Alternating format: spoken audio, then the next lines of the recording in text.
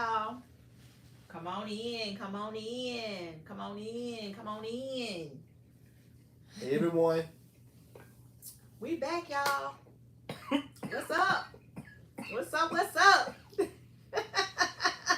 What's up? What's up? I'm trying to eat real fast, y'all. About to kill myself. All right, look, don't do that now. Woo. Oh, I'm sorry. My water bottle showing it on YouTube. What's up, Chicago, Louisiana?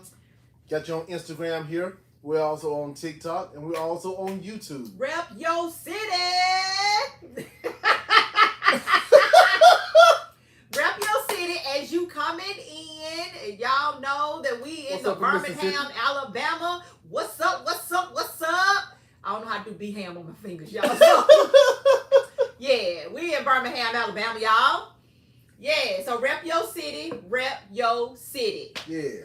So I have to, disclaimer real quick. I may not read a lot of the comments because I cannot see them. And I cannot see them because... Left those glasses upstairs. Yep, left the glasses upstairs. What's up, D. Clark Curry? And then I also don't necessarily like the way my glasses show the ring light as I'm on video. So that's my excuse and I'm sticking to it. Okay? Yeah, yeah. Mm-hmm. We got Stratford, New Jersey. We got Mississippi in the house. Mississippi? Is that I'm telling y'all. Mississippi. Yeah, you can do that. I would do this. Y'all excuse my wife. You know, she may look a certain way, but she doesn't act that way. So, just saying. Hey, good to see everybody. First of all, we didn't pray. Did we pray? No, we have not prayed in, and neither have we given the rules of our life. Oh, yes. Let's start with the rules. Okay, for the rules of our life. Look here, man. We come here to have fun. Yeah. We come here to enjoy everyone. Even though we're not going to be able to see all the comments, man, we truly, truly want to say thank you from the bottom of our hearts for you all being here and supporting us and us growing together. Now, the rules are we have moderators on every platform that we're on. Mm-hmm. The moderators are going to check you if you're in here just playing, trolls, anyone like that. They will escort you out. So, look, let's just have a good night. D. Clark Curry is going to be on... D. Clark Curry is on TikTok only. TikTok only? Yeah, and then we also have Graffiti, which is Ashley Stamps, also on TikTok. Go ahead. No, you got everything else? Okay.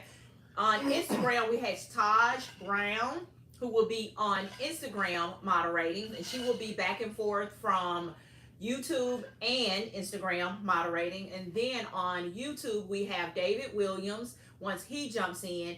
And we also have Taj Brown on YouTube that is moderating as well. They also moderate and they are able to answer questions for us as well. Yeah. If we don't see those questions pop up. Yeah. So just be patient with us.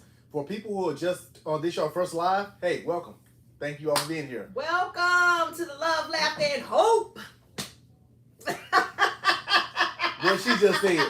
There you go. And my name is Joaquin Loper. As a formal introduction, this is my beautiful, beautiful, beautiful wife, Stacy. And that's for if you're new here, then that introduction is for you. Everybody else know the blue blue and the hootie hoo and all the above. Yes. All right, so look, let's get started, man. We haven't seen you in a while. What's been going on, people? Hey, we gotta pray. Oh, we gotta pray. Yeah, we gonna let Pastor pray us in, okay, y'all? Pastor, you gotta pray us in. Shut up, First Lady. Come on, let me give you a check nose. Stop playing. Y'all good? You're good. Okay. That's all.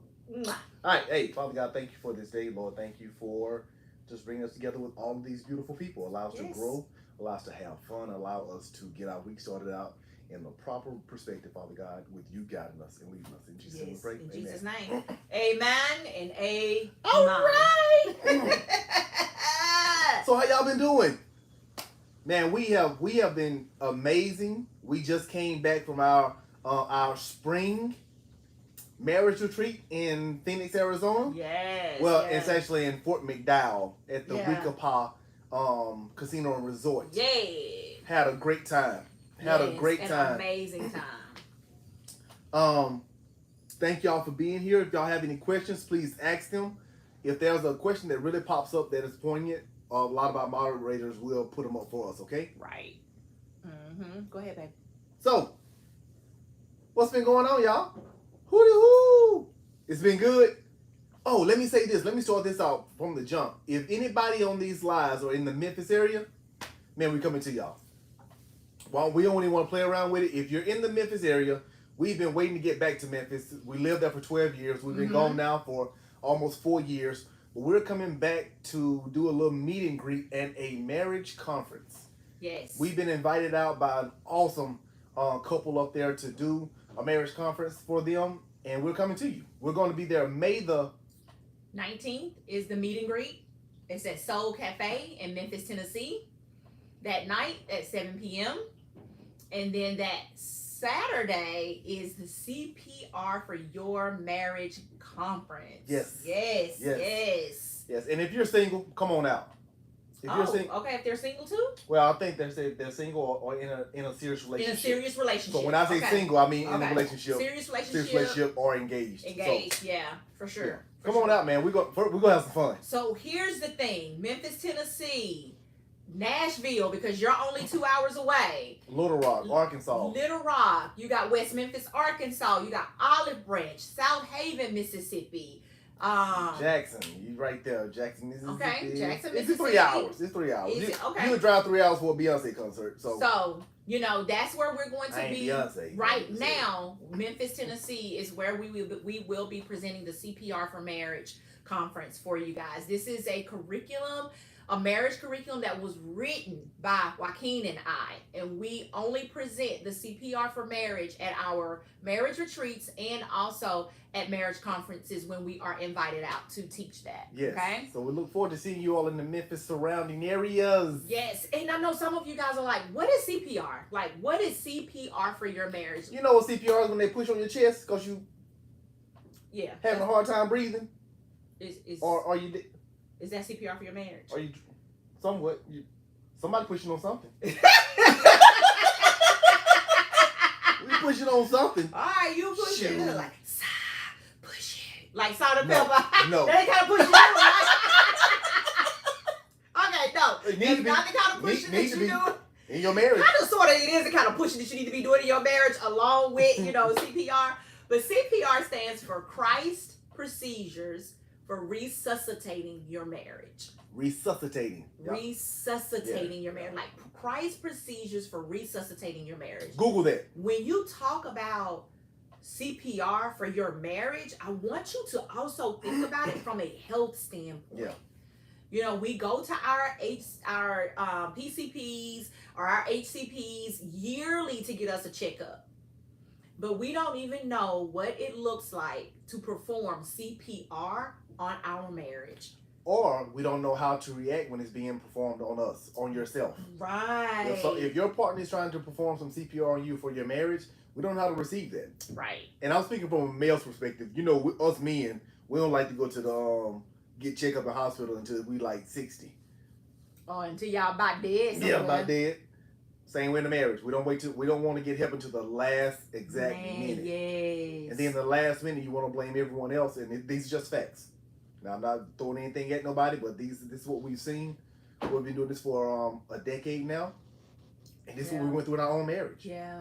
Mm-hmm. Yeah. So somebody said Memphis, Tennessee needs this for their marriage. She said you might have 8 real marriages in the city. and eight. And let me say this. Yes, that's what she said. Let me say this. I love the honesty. Yes, we can laugh about it, but this is the truth of the matter. Marriage is one of the hardest things you will ever do in your life, but it's also one of the most rewarding things if you all actually walk it out and do it together. Yes. But we ain't finna get all into it. We ain't finna get all to CPR tonight because we really want you all to come out to Memphis. And if you're in any other areas, up north, out west, down in the south, if you would love for us to come for a conference for you all or put something on for you all, go to our website, www.blendedandwinning.com. Yes. Email us. We'll get things together. We'll make it happen. Yes. But what we're here for tonight, We're talking about love in a marriage, love in a relationship, love for yourself, but we're also talking about respect and honor, and or the lack thereof. Because truth be told, let's go ahead and chime in, you all. In your relationship or your previous relationships, or the relationships that you look in on, how much honor and respect do you see? Yeah, so I want to answer one question from Haley. Haley has asked several times, like, what is your favorite part about being grandparents, and how many grandkids do you all have? So we only have the one. Yes. Well, we Only only have have one. Her name is Leilani, and she's precious. She's little Lay. Yep. This is the thing. The favorite part for me about being a grandparent is actually watching my daughter be a mom. I love watching my daughter be a mom, and I love how she's all into it. She's loving it. Yeah. And the fact that we can sit back and see what we've poured into her coming out of her as a mother, that's the most beautiful part to me. Mm-hmm. That is the most beautiful part for me at this point in my little 10 year of being a grandparent, which is only a month or so. Yeah. That's my favorite part, watching my daughter be a mom. Yes. And I have to agree with him. That is my favorite part of being a grandmother, is watching my daughter be a mom. Like, it just is a true testament of her playing out, like implementing what she has seen, what she's received, what has impacted her life as well. And so that's the perspective that I think we both are coming from when we talk about being grandparents. Yes. Is what she has learned from us that she's taking into being a mother herself. So yep. that is definitely the most rewarding part thus far of being grandparents. Okay. So I have a question here. Hold on. Here she comes, y'all. Here goes Layla. Here comes Layla. Y'all didn't see my comment on y'all live? What you say? I said, here comes Layla. All right, she has to make her little. Is she asleep? She's not really asleep. She got her eyes closed. All right, people, y'all be ready. Right. Call your friends. Call your people. There she is. Carrying around pork chop. Look, she kind of look. Papa, y'all matching. I just got her in my hand. I'm just saying. Come on now, talk to me. Matching. Me and Lele got on the same colors. Lele. Lele's. Lele's sleep, y'all. Look, Lele. You hide your face. Why you doing that? Lele. Look. Come on, baby. Lele. Y'all see she ain't acting like her grandmama. Look, she a little bashful. She like, I don't feel like looking at these people. Here, baby. Let me give her the Sarge, honey, cause she spit up. She spit up. I'm sorry, I squeezed you. Hey y'all, this is my little pork chop right here, y'all. Okay, poo. Oh, poo. All right, boo. This is my little pork chop, y'all. Look at Max right there. Look at that. Hold up. I'm sorry, baby. This my little pork chop, y'all. Yep. She don't. Maddox, really? Say hey, Max. Hi. Y'all see the family here, y'all. I'm sorry. This is what we do. And y'all see Morgan. Come on, Leilani mama. Cause they sure want to know how you doing, honey. Look, she doing fine, honey. She fine. She is fine. Bounce back like. First of all, like it wasn't nothing. For everything. Thank you guys for everything, for the support, for the congratulations, for the love. Y'all keep a room in y'all house now, cause she's still acting the fool. She gotta go.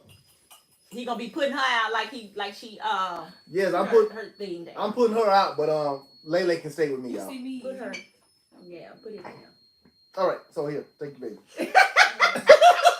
Take your baby. Take your baby. Oh, say bye-bye. Say bye-bye. Say Morgan bye-bye. a mess, honey. Say bye-bye. Oh, she's in that way. All right. Bye-bye. Say bye-bye. Leilani said bye, y'all. Thank y'all. Thank y'all so much. Thank y'all. Okay. You know, she always got to make an appearance on our lives. Yeah, live and she awake, y'all. All right, well, look, thank y'all for the support, man. I hope you all got a chance to see her. Okay, so do you remember the joke I told you about the janitor? What does the janitor say when he comes out of the closet? Hold on. What does the janitor say? If you know the answer, you got to act the answer out. I do? Yes, you just can't. What does the janitor say when he comes out of the closet? I forgot. Supplies!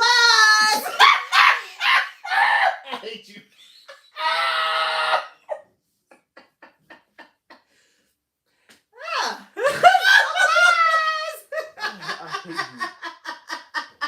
Get out. Hey, I don't know. Nerves, I don't know I'm if you sorry. remember this one either. Supplies. So I don't know if you all remember this one though. Who is now? Joaquin cannot answer this question. Okay. I hate this girl. Who is the greatest prostitute of all time? Oh, I don't Who is the greatest prostitute of all time? Do y'all know the answer? Who? TikTok, Instagram, YouTube, chime in. Somebody said Jezebel, Mary. Oh, somebody said, oh, wife. Oh, I hope you ain't married. Somebody said Eve. Somebody said the devil. The greatest prostitute of all time is Miss Pac-Man. Because for 25 cents, she ate all the balls and then she died.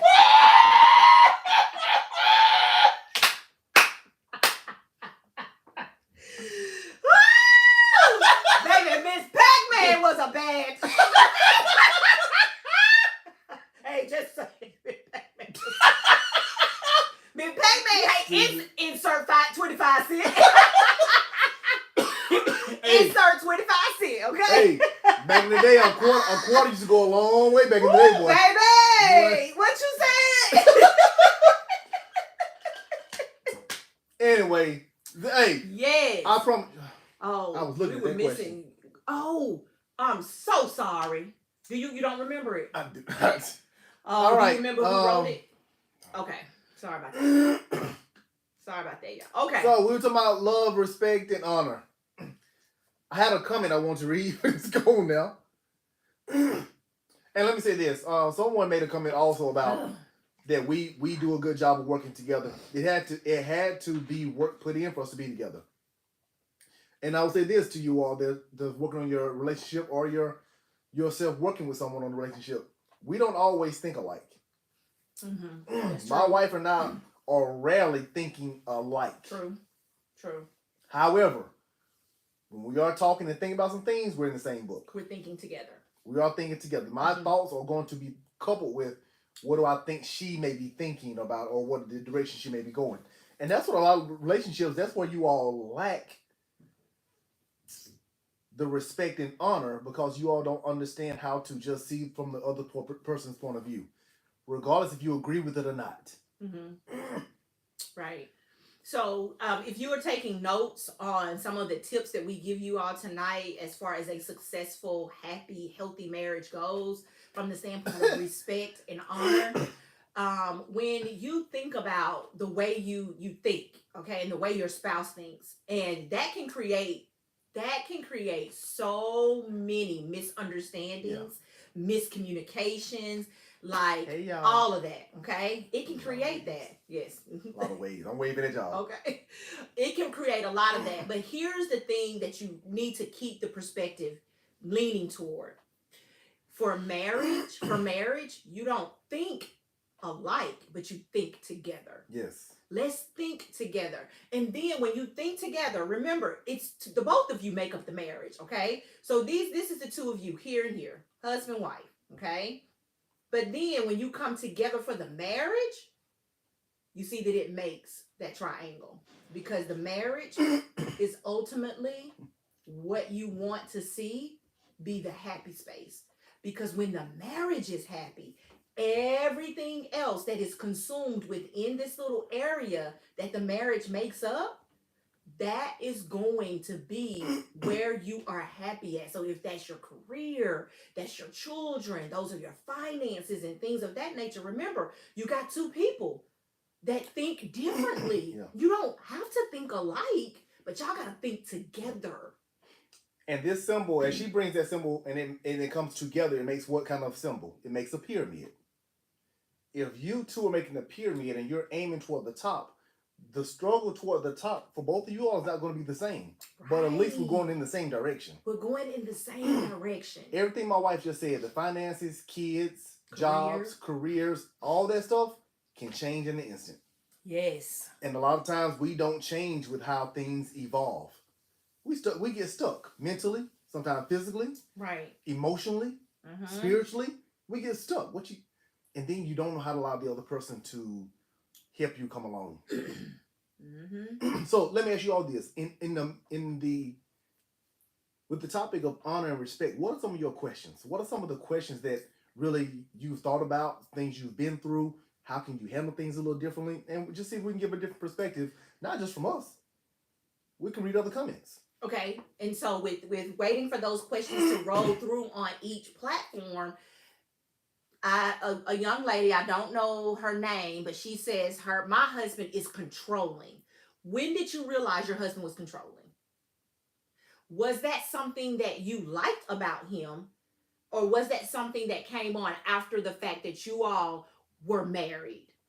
Like, why is he controlling? Where did the controlling come from? I'm gonna give you a scenario on controlling. I'm gonna give you guys a scenario on control. Can y'all hear us on TikTok? Hold on, cause I'm on. Y'all go ahead, Joaquin. Let me see if I can get this. All right, so I have a question here that's a very good question on TikTok. I'm not going to call your name out, but the question is, how do you get the other person to hear you out and consider your point of view? Now that my wife is out of the picture, I can answer the way I want to answer it. No, I'm just playing. You have to try different things. But this is the thing. You have to approach it in love. If you don't approach it in love and you're also trying to approach it in the way you've normalized things to be approached or the conversation to go thus far, it's not going to happen. Okay. Do you still need that question? No. I know they just need to make sure they can hear us. So can you hear us, TikTok? Please tell me you can hear us. Okay. But somebody said you're not playing. I said I was going to answer the way I want to answer since you walked out. No, okay. Playing. Somebody said you're not playing. So but seriously, you can actually get a lot done if you actually sit your partner down, your spouse down, and say, look, sometimes I feel as if we don't hear each other, and I always make it we. If you go at your husband, you go at your wife in this manner, well, you see how she looking? You. I'm looking at his finger because he pointed at me. But you know I can't stand that. But this is what they hear. Even with your words sometimes. You keep saying you need to change, and the other person thinking like, well, wait a minute. I'm not in this marriage by myself. Yep. We always approach each other with the analogy of, hey, what do we need to work on? Mm-hmm. I could have something for her. They muted her. I can have something for my wife to work on, but I'm not going to go to her and say, hey, I need you to work on this. No, I just need to go. I need her to say, hey, babe, I think our marriage can grow in this area. Right. I need to work on this, but do you mind me sharing with you what I think you can work on that comes across a little abrasive or disrespectful for me? I pose the statement to her in a question form. So it opens up her mind to say, hey, okay, there may be some things I'm doing that I don't realize. Right. Or this. Let me give y'all this one. I've been doing this forever. This is just who I am. Okay. All right. Okay. I don't know how old you were when you got married. I was 20. How old was I? 27? 28. 27, you sure? 28. So I was 28 when I got married. So that was 28 years of me doing things the way I want to do them. When I became a husband, all that changed. So it didn't matter what I did for 28 years about how I like to do things. Everything had to change. even my mindset. That's the hardest part for people to hear the other person's struggle. In our opinion. Yeah. So I was talking about being controlling. Did you finish that up or no? No. Okay. So the controlling part, I was asking the question. Did you like my statement on that? Did y'all like our take on? Yeah, our take on that. On that. So what was that you were talking about? Respect or honor? Being able to hear the other person. Okay, the communication part. Okay. And so I was talking about controlling. I'm sorry, that was Megan. She kept calling, and I'm like, I know I'm on Do Not Disturb, but I want to make sure it wasn't an emergency. But when you talk about controlling, is your spouse controlling? And you say your spouse is controlling. Why is your spouse controlling? What has happened in the marriage for them to be controlling? Did you know they were controlling before you married them? If they were that controlling when you married them, why did you marry them? Because here's the thing. Is it something that we can change if we continue to say, well, my spouse is this or my spouse is that? Okay, can we stop the complaining and can we see what it is we can do to create change within the marriage? Okay, because that change needs to occur. Some changes need to occur in the husband and in the wife. Even if controlling is something that is a piece of that, and even when you're dealing with a narcissistic spouse as well, something has to change. And from the narcissistic spouse standpoint, what needs to change is the spouse that's the narcissist has to look at it and want to change, want to create change. And that's going to be pretty difficult. But are you willing to stick and stay through that? As long as they're getting the help. That's the thing. Are they making effort? Are they putting forth the work? That's the thing, okay? Alexis asked a question, and I hope I didn't lose it. She says, I think she said something about how do you not become weary in waiting for God to send you your person? Alexis, I challenge you in asking you, what are you doing to be the wife now before the I do? Yes. Before the I do, how are you creating the wife in you before that? Yeah. That's how you do not become weary in your well-doing, is because you are constantly working on Alexis, baby girl. Okay? You're living your life. Yeah. Your life will never be the same once you get married. Take trips by yourself. Pamper yourself. Be more successful in the areas you need to get stronger at. Ask your friends and family, the ones that really know you, where are your weak areas? So you can work on those. Ask your family what are the things they struggle with, so you understand what you're going into a marriage, bringing the struggles into. Right. So therefore, when you get into your marriage, you're not, they say the old ball and chain. I'm speaking from a male's perspective when they say the woman is the old ball and chain. So you're not that person dragging someone down.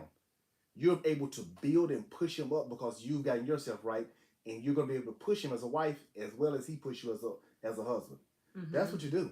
So many people, and I hate to put it like this, but so many people with that religious mindset, and the mindset is not a bad thing, but sometimes we just sit back and we just stop living. So can I rebut on that real quick? Let me interject. Sometimes religious mindset. Sometimes they just stop living instead of just going on advancing their life so they can be better for the other person. And when I say religious mindset, I use that very, very, very, very, very close to the pen. So. What does close to the pen mean? I use that title. I don't use it loosely. I don't like religious people.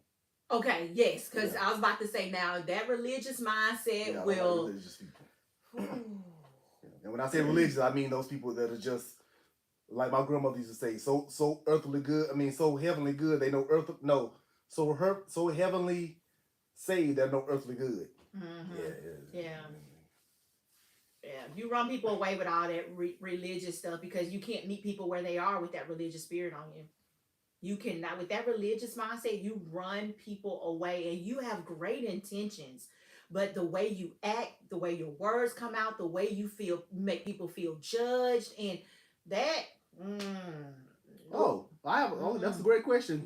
Queen of Heart. That's what I was 21. And you just mentioned some of those already, so I was gonna go ahead. Okay, go ahead. And no, I was gonna let you say that when we were answering Alexis's question, he mentioned some of those things about taking yourself out, go on trips. Know how you like to be treated. Right. Know how you like to be treated. What does the Bible call a wife? What does the Bible say a wife look like? Okay. Now, let me tell y'all something. Do you know how to cook?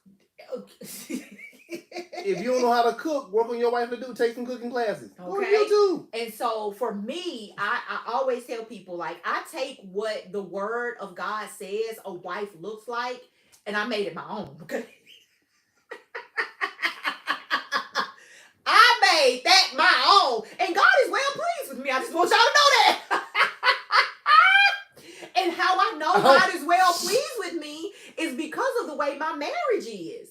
Like, that's how I know. Like, let me tell y'all, I would justify that. Some stuff. I would justify it in a heartbeat because that's just the way. Like, let me tell y'all something. Me and God have had some talks, and we just you and God have had some talks, but God has assured me. Like, He told me. He says, yes. Yes, He did. He told me I am well pleased with the wife that you have become because God knows that I have allowed Him to do some things in me so that He can work through me, baby, as a wife, so that I can be a true example here in His hands and feet in the earth when you talk about what a wife could look like, okay? So I took these things out of the Word of God and I implemented them into my life so that I could be exactly what God was calling me to be as a wife. Yeah, who told you? God. God told me that thing, y'all. I ain't gonna lie. I'm serious. And I'm gonna tell y'all why I concur with what she said. Can you just scroll up on that? My wife allowed you all social media to bless my life a few months ago. Boy, y'all gave her some advice on the question she asked, and I'm telling you, it has not let me down. I mean, it has not let us down yet. Like you said, I know my growth. That's right. And I don't deny that growth at all because God had to do some things in me. God had to turn some things around. Like as that Marvin Sapp said, he would turn it around. He would turn it around. And I'm going to say this to everybody listening. The question the person asked earlier, I think Alexis said, when you're waiting for your husband or your soulmate, think about how more weary it's going to be once you marry somebody and they not panning out to be what you desire for them to be quickly as you want them to be. Then what do you do? See, then what do you do? See, that's when the patience really kicks in. See, right now while you're single, are you working on your patience to be able to wait for that person to develop into what they need to be? And the only way they're going to develop into what you need for them to be, you have to be a good teacher and a patient teacher. No. As a husband, my wife will never become what she needs to be if I do not toil the ground that God has given me. Toil means, to fertilize, turn over, plow. Well, not plow, but work the grounds, plant the seed, keep the weeds out.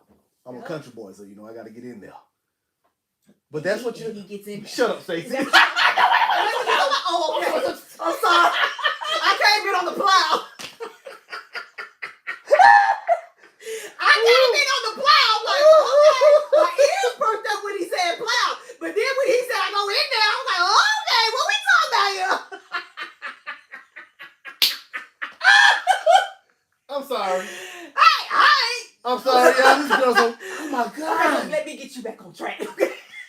This I'm sorry about that. Was your ear fucked up? My ear fucked up when he said plow. I mean, I know the conversations we have at home. I don't know about y'all, but he was talking about something different. I'm sorry. I'm sorry, y'all. Okay, so I'm sorry. Somebody said that was a good word. I think I messed it up. I mean, hey, I was trying to go somewhere. I will mess up a wet dream. Yes, you will. Yes, you will. Oh, I am so sorry. See, that's how I know talking about, y'all. That's how I know that he says, well done. As a wife, that God tells me that every week, y'all. I need it though, y'all. I swear I need it. I need that reassurance and that confirmation that I am doing well as a wife. I swear I do. Oh man. So hey, go ahead, babe. I'm sorry. Do you remember what you were going to say? I have no idea what I'm going to say. Hey. I know what I'm going to come back to. Thank you. Please come with some more questions about honor and respect. However, I'm going to take this time just to pause, like a little commercial. Remind everybody on here, if you're in the Memphis area or the surrounding Memphis areas, Nashville, Little Rock, Olive Branch, Germantown, West Memphis, all Jackson, Mississippi, Tupelo. Look, we're going to be there. Yep. May the 19th for a date night at Soul Cafe. Yep. And then on the 20th, we're going to be we're going to New Direction Christian Church. Yeah, New Direction Christian Church for that Saturday to teach CPR. We're going to have some fun. Yeah. We're going to look. We already met with the members of or pastor of the church. We have free reign to do what we do. Yeah.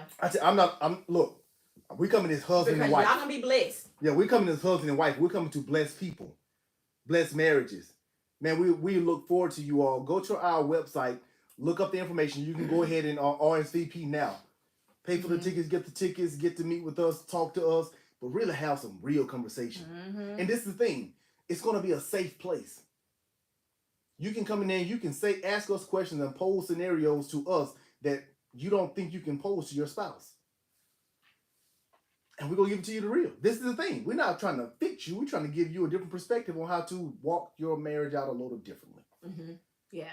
And we're not coming to teach you all, we're coming to learn from you all as well. This is about us growing. Yes. Not us growing you all. Man, we're going to have some fun. Yes. So I have a couple of questions from TikTok. They're rolling in big time on TikTok. Ooh, and I got a chance to catch a few. All right. I'm sorry I made you lose your point. Man, okay. crazy, man.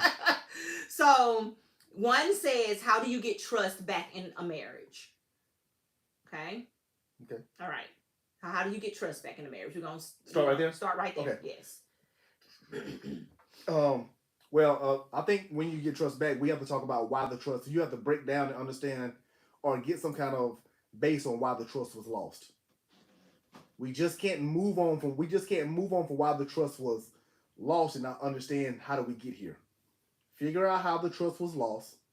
We don't have to agree on everything, but one thing we do have to agree on is that we're both moving forward. Yes. In this relationship, in this marriage. That's right. Now, if we don't get an understanding of why the trust was lost and then an understanding of that we are moving forward, then we at a standstill.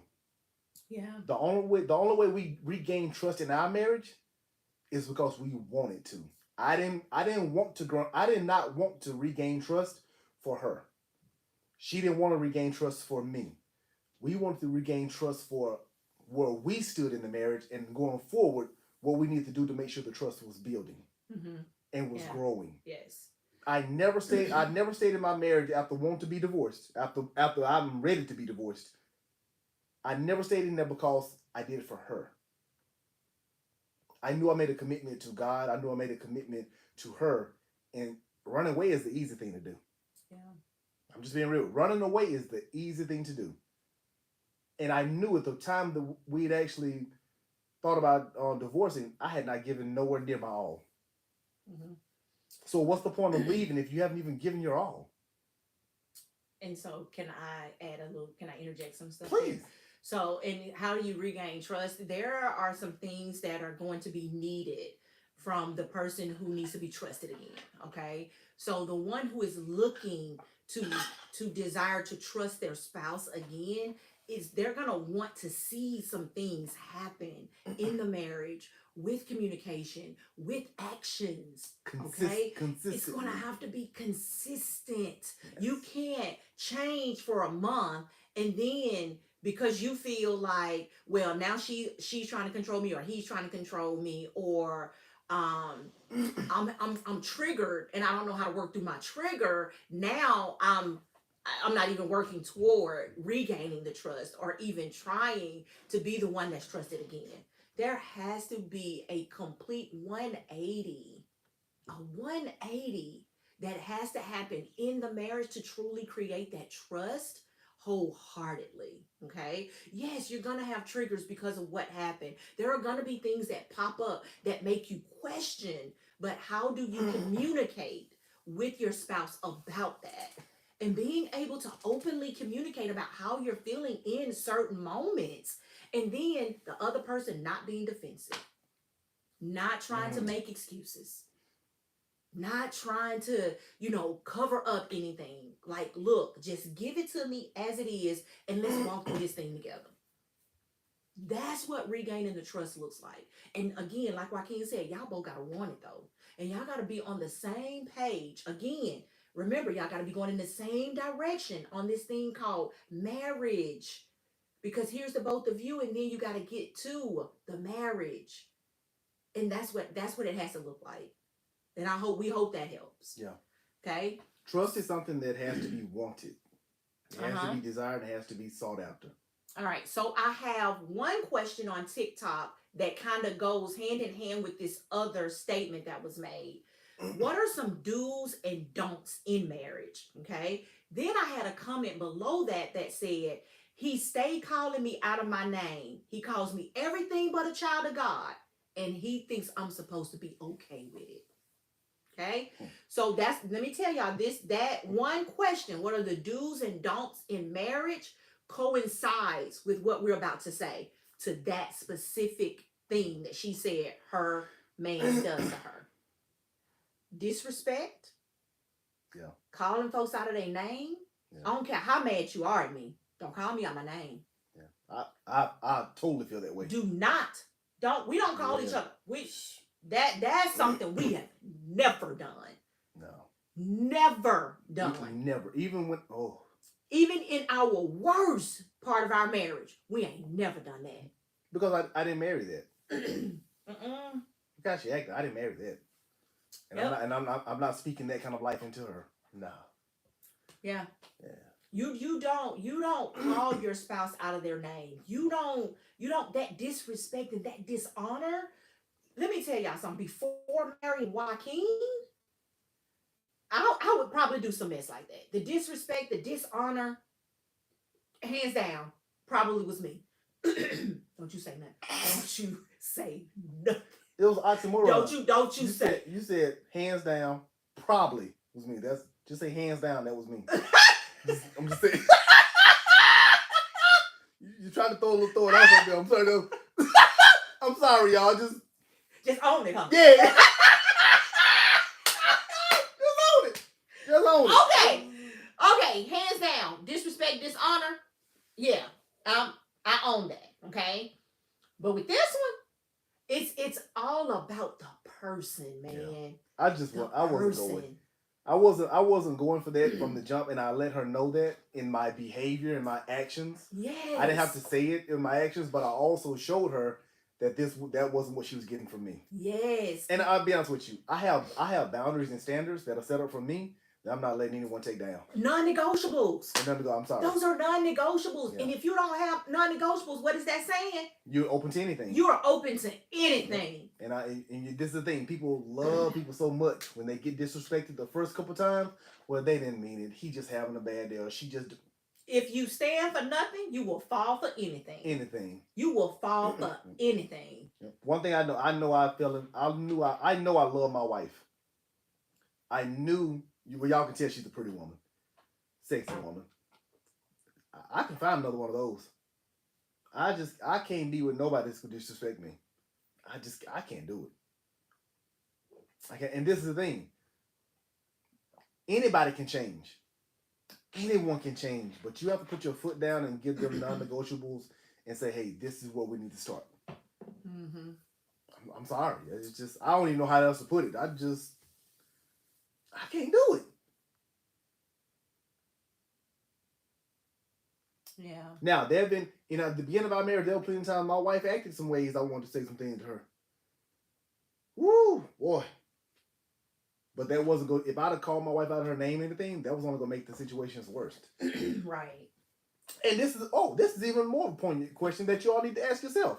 When people are calling you out of your name, or you're calling people out of their name, What got you to the point to be comfortable enough to do that to that person, or for that person to do that to you? What happened to them in their past for them to? I'm pretty sure you're not the first person they've done that to. Right.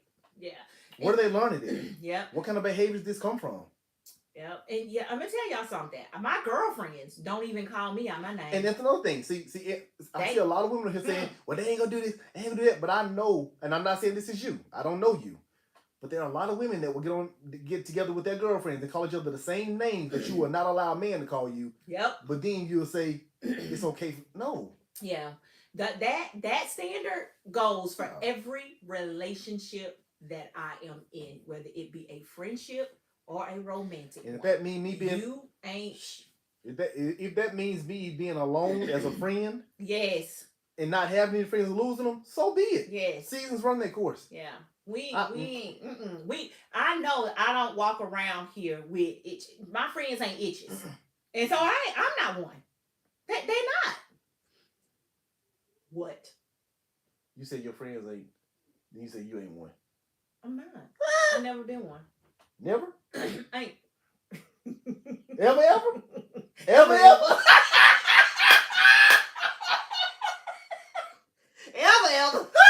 Because I've heard some when stories. I was in high school. Woo!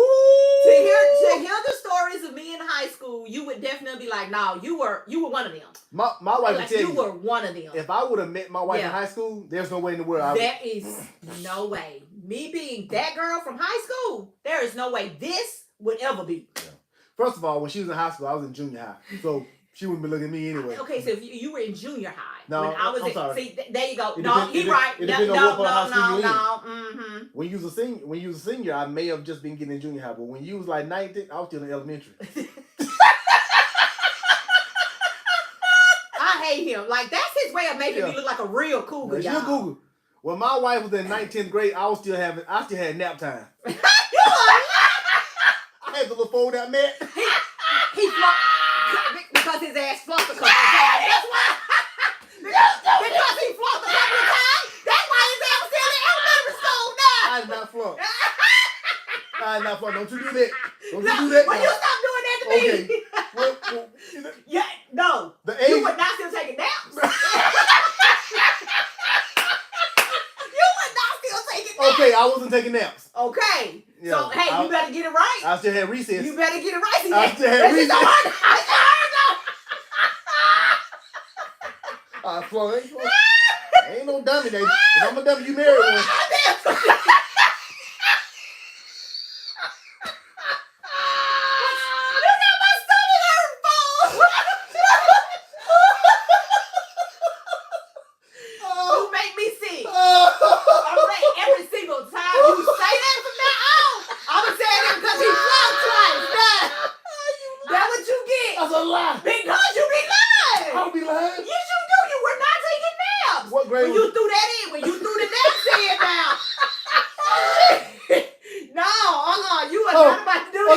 Okay, y'all. What grade is elementary? You were 5th grade. Okay. But you were.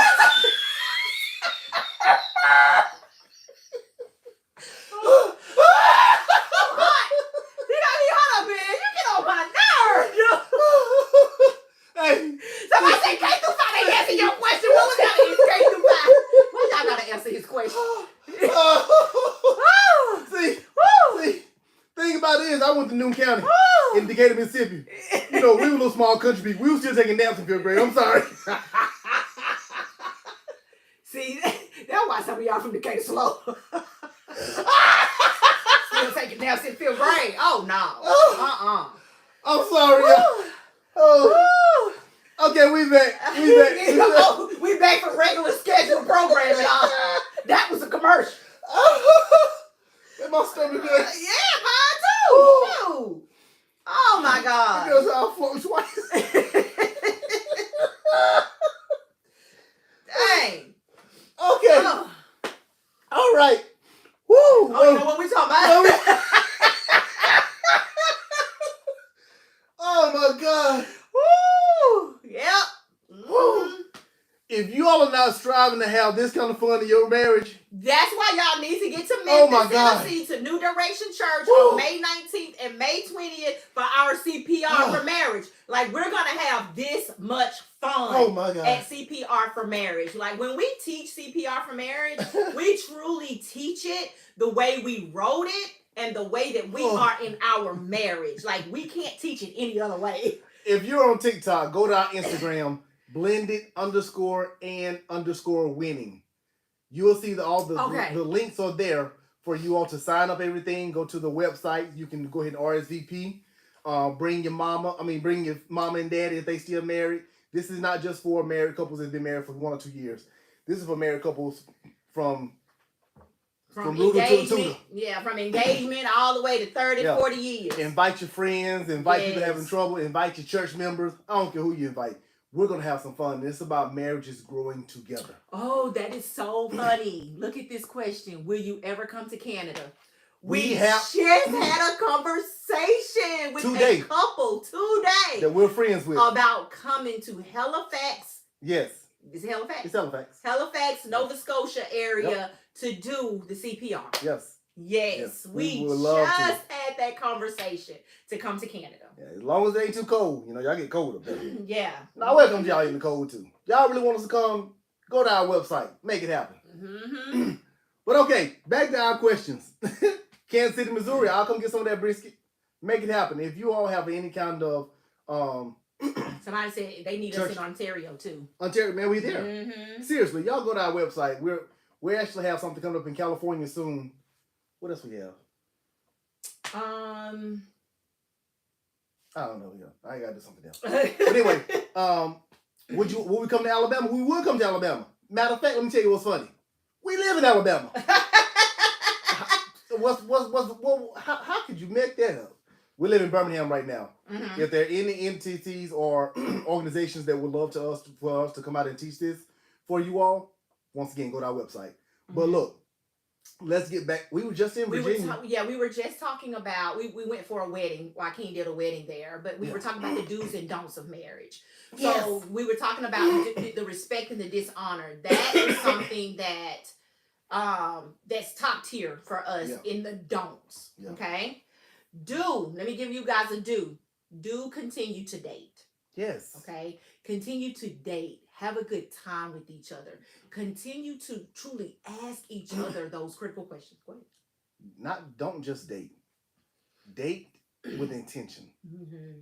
Date effectively. That's one thing that my wife. See, we have to be real with y'all. We're not gonna sit there and act like we knew all this stuff coming in. My wife taught me how to effectively date her. My wife taught me how to effectively date her once we got married, and we had to rebuild our marriage, to rebuild our trust. Because if you don't date effectively, you'll start going through the motion. You'll stop seeing your wife as that beautiful person, and you'll start hearing her as a nag. You'll stop seeing your husband as that beautiful man or that handsome or fine man, and you'll start seeing him as that person who shuns out anything that you're saying or don't value your opinion. Okay, real quick. Stop right there. Okay, so AV Dynasty, AV_Dynasty on Instagram. Will you please DM us? DM us and let's see what we can make happen in Tampa. Okay. Let's see what we can make happen in Tampa, because that's how we like to do it, is we like to know a couple or a ministry in the city that we're going to, so that we can collaborate and get it set up with them. AV_Dynasty, please DM us and let's talk about what that would look like. Also, Scorpio. Oh, sweetie, I will mess that name up if I continue. Okay. Scorpio Voodoo. Oh, that's Voodoo?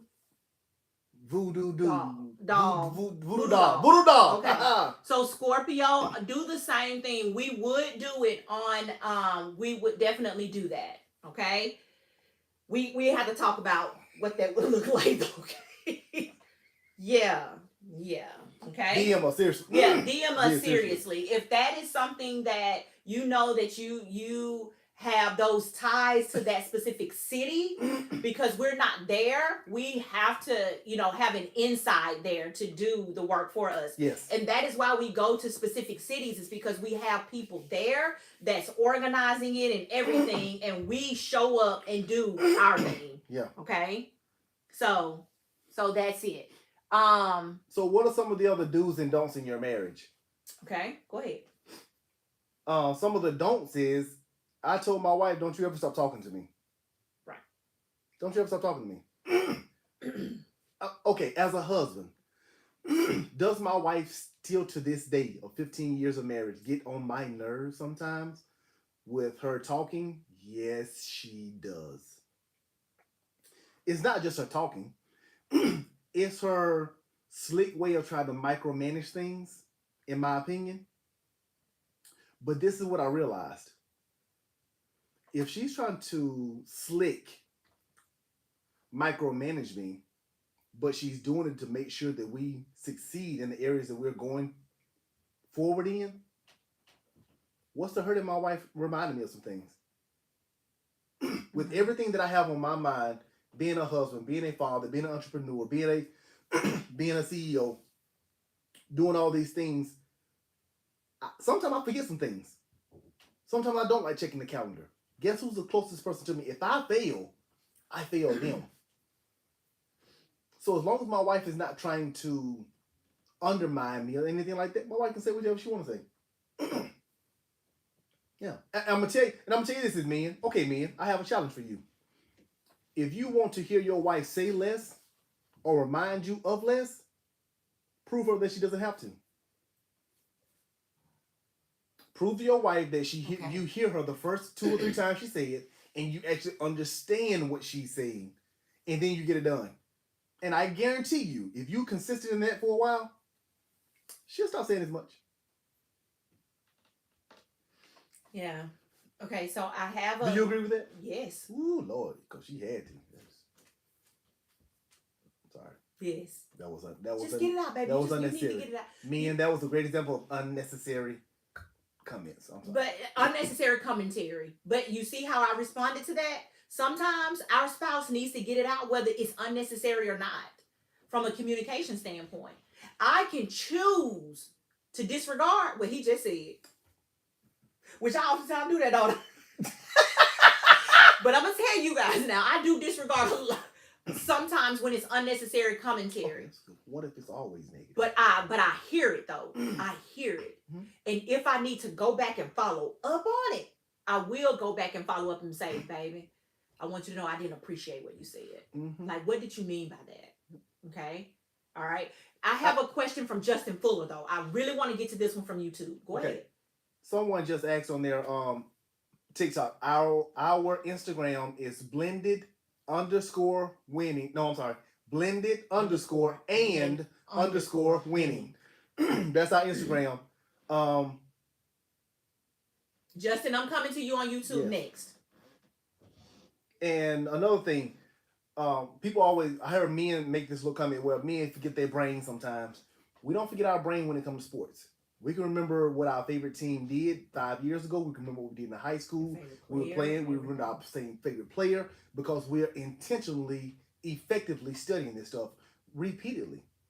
We go back and watch old film and old YouTube clips and stuff, but we don't want to revisit conversations that our wife want to have, or conversations that will build our marriage. Because sometimes you call it bored, or it may be something that goes negatively against you as a man. Or you call it nagging or complaining. You use every excuse not to have the conversation with your spouse. Yeah, that goes either way. So, but anyway, go ahead. Okay. All right. Justin on YouTube said, how can I be there for my wife when I can't be there for myself because I'm grieving a loss? Justin, that's good. You can't. Yeah. You can't be there for your wife because there is a very small capacity that you can commit to. And you may not be able to commit to what it is your wife needs in the season that she's walking through. So what do? You guys need to get in marriage counseling ASAP. Yeah, because in order for you to be what your wife needs for you to be, for her, she needs to understand where you are so she can be where she needs to be for you. As well. Especially going through grief. And we all go through grief. People grieve differently. Yeah. Some people grieve longer than others. So it'd be different. But grief is not an excuse not to put forth the effort. If you can put forth the effort. Yes. However, you need to be honest with her, and she needs to understand what grieving is. How does grief look to you? Yeah. And if they don't understand it, because my grief looks totally different than my wife's grief. For sure. For sure. Yes, and I'm telling you, we've had issues where my wife told me she like, Joaquin, you just feel like I feel like sometimes you are just would you say, she told me one time I was incapable of having feelings, or it was years ago when you said I was incapable of something because I didn't understand the grief of people. Who, you? Yes.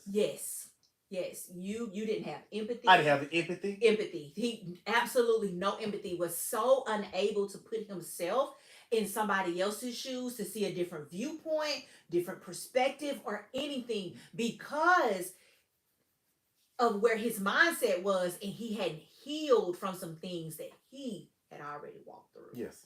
Okay, so therefore he couldn't see it and wouldn't allow himself to even. It was a choice, and I used to tell him, like, this is a choice, baby. Yeah. This is a choice for you to be able to want to see it from a different perspective. And this is the thing, I had to. A lot of men, there's a lot of human beings. Period, don't want to admit their grieving, don't understand grieving, and if they do understand they're grieving, they don't want to admit that they're grieving because it makes them look weak. Guess what grief does to you? It makes you weak. And if you don't get help with grief, you're going to lose that battle. You're either going to lose it. A lot of people have unfortunately committed suicide. They've committed suicide to their marriages, to their relationships, to their families, to their own life. One thing I've learned, I need help. If I try to handle everything on my own, despite my Noon County amazing scholastic, education. Okay. I need help. Yeah. I need help as a man. I need help as a husband. I need help as a father. And it doesn't just have to come from her. I have mentors in my life that speak life into me. I have mentors in my life that I've given permission over the last 12 years. Check me whenever I'm out of place. Most men don't want to do that. Most men do not want to give another man the authority or the permission to say, hey, man, you're in the wrong.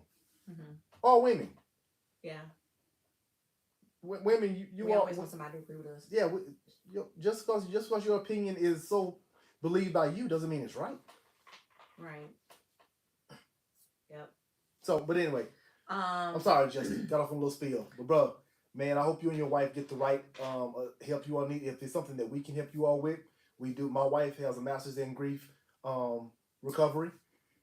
Look us up, blendedandwinning.com, and set up an appointment. And we would definitely do our best to assist you in either helping you or finding the right people for you. Yes. So my master's degree is in mental health. I'm sorry. Okay. I always do that. Mental health. Yes, my certification. I'm sorry, y'all. Noon County. I'm telling y'all. Sometimes get a little twisted. Yes. But anyway, what was I going? Okay. And now, see, that's what you need. See, CPR. You drowning in your marriage, yeah. CPR. Definitely need. But here's the thing. You said, I'm drowning in my marriage. Does your spouse agree? Does your spouse know that you're drowning? And are y'all willing to get the help? Are you willing to get the help? And that's the thing. See, that lets you know whether or not the marriage is even worth fighting for. And I tell people this a lot, is a marriage takes two people. Okay. There's only so much energy you can exert to the fight. Okay. Especially if it's a fight. Yeah. If it's not you guys coming together and really tag teaming, and the fight gets so exhausting that you keep getting knocked out by your spouse over and over and over and over again, you have a decision to make. because that decision can only be made by you. And let me say this. If someone called me in a marriage, what if somebody called me something? When did you call me something negative? What would that be? Just, thinking of something. Don't get too excited now. If I called you something negative? Yeah. That I'm not. Or that I'm not walking in or walking toward. I'll call you Jack. I call you Jack all the time.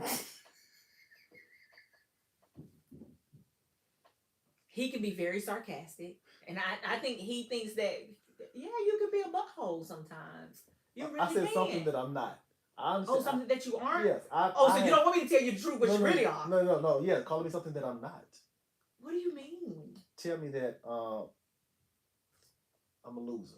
I'm this. Yes. I don't know if I can fix my mouth to say that though. Like I can't call him what I don't see him as. I don't see him as a loser. Bam. There it is. That's what I was trying to get at. She can't even do it, y'all. That's some strong mind.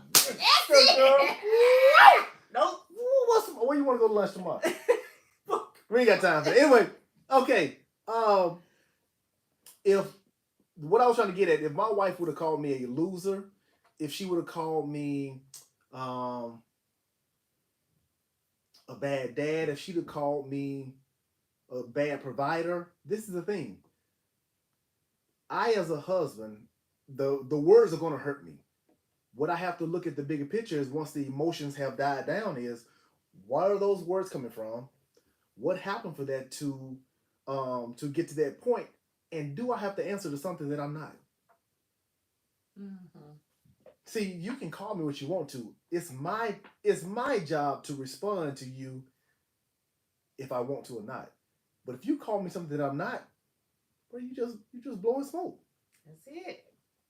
But you call me a great father, a great husband, a great provider, somebody who struggles at being a husband at times. See, I'm answering to those things. Yeah, I'm answering to those. Mm-hmm. But a loser, a bad father, a bad husband, or something like that, I'm not. Yeah. A punk, I'm not. A woman being called out of her name, I'm not responding to it. I'm not that. Yeah. So when you stop giving people the energy or the responses they are looking to get out of you in those moments, they lose power. Somebody else said that we look alike, and I'm gonna be honest with you. There's an old saying that if you feed somebody long enough, they start looking like you. I just been feeding them that long, you know. Yeah, so I think we have some new people on our live. They was like, "Aren't you the ones that do the jokes?" Yes, we're the ones that do the jokes. Hey, Stacey and Joaquin. Hey to you too. Dana Williams. I don't know who that. I can't see your face, baby. I can't see your face, baby. Yes, but since there are new people on here, let me say this again. We are coming to Memphis, Tennessee, May the 19th for a meet and greet at Soul Cafe. On the 19th, we will have dinner with you all. We will have some fun, questions, dancing, XYZ. But on the 20th, we'll be at New Direction Church in Memphis, Tennessee. Mm-hmm. All the surrounding areas, if you're on here, Little Rock, West Memphis, Olive Branch, Tupelo, Germantown, Nashville. Come on out, man. Go to our website, look up the information. It's CPR for your marriage. We're going to have some fun. Yes. Okay. So I have a question for y'all, though. This is for husband and wife. Woo! Let me tell you, because this is something that we have been talking to couples about over the last 4 weeks. Okay. What my shirt says? I can do all things through Christ who strengthens me. Philippians 4:13. Okay, baby, you look kind of slow. Doing the show.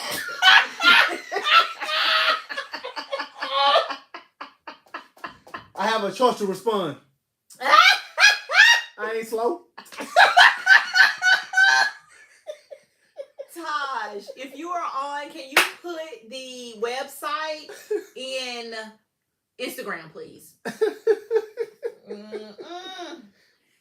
Oh. Yes. Hey, Taj, please, Taj, put in there our website and our YouTube channel and everything, okay? Thank you. So, the question that I have to ask you all is, what have you trained your spouse to be in your life? What have you trained yourself to be? What have you trained your spouse to be? in your marriage? Cape Town, South Africa. Hey, hey. Hey, hey. What have you trained your spouse to be in your marriage? What have you allowed to go on? What have you allowed your spouse to do? What have you allowed your spouse to say? What have you allowed your spouse not to do that you wish your spouse would now step up to do it? But for so long, you've never required that from your spouse. And if you did want it or even required it, did you ever say anything to them? Well, that's tough right there. That's the truth. That's a question I got for each and every spouse on this live tonight. Damn, that's deep. What have you taught your spouse to do in your marriage? And now you sick of it. I see you uptown. Now you can't take it no more. Like, I am sick and tired. I am tired and sick. But what did you train them to do? What did you, like, seriously, I want y'all to think about that. Because when we have couples that come to us, one of the top things that they say is, you guys are our last hope. Yeah. And we turn that back around Like, because we don't want people to give us so much credit and everything. No, you are your last. You are your last hope. You are your first and last. You are your first and your last hope. Yep. Okay? And let me tell you why we put that back on you. We can teach you guys all day long. Are you going to utilize the information? Yep. Are you truly going to take the information and implement it?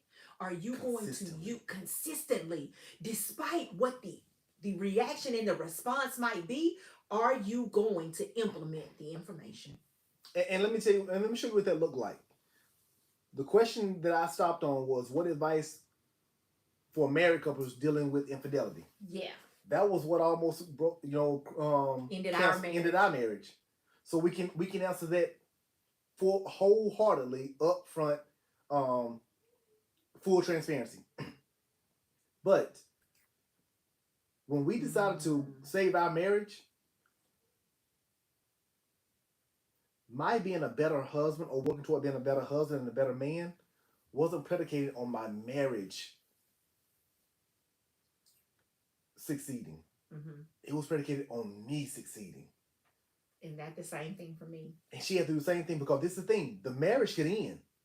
But even if the marriage ended, am I a better person? Am I a better person? See, that's the key. And that's where Joaquin and I work. Like, you have marriage counselors, you have marriage coaches out there that the end goal is hopefully to save you from divorce. I mean, we want that to be the end goal. But what we teach, what we do, where we help marriages, is we help them grow as individuals for the marriage. A marriage is made up of two individuals. Two individuals. Okay? That's what it's made up of. And when you create the change that Joaquin and I help you realize that's in you, when you create that change, if that marriage ends, you're better for what's coming next. You don't remain the same, and you don't take those same things that broke you in this marriage or in a past relationship or in your family history. You don't take all of that from the marriage that you're about to end into another relationship that you're about to begin. Yep. That is our ultimate goal, is to help, yes, the marriage, but to also help the two individuals in the marriage to be better. And I'm gonna be honest with you, we didn't forgive each other once. This is no lie. Sorry, y'all, on Instagram. Sorry, Instagram. We have not dealt with our issue that we walked through in almost 13 years.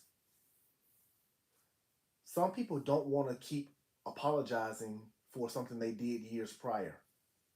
But if you're truly sorry about something, every time you think about it, you wouldn't mind just apologizing. Because the pain and the hurt that they affected all those years ago, they can still remember those things. No different than a scar. No different than a broken bone. I remember where I broke a bone at, why I broke it, who broke it, how I got broke, all that stuff.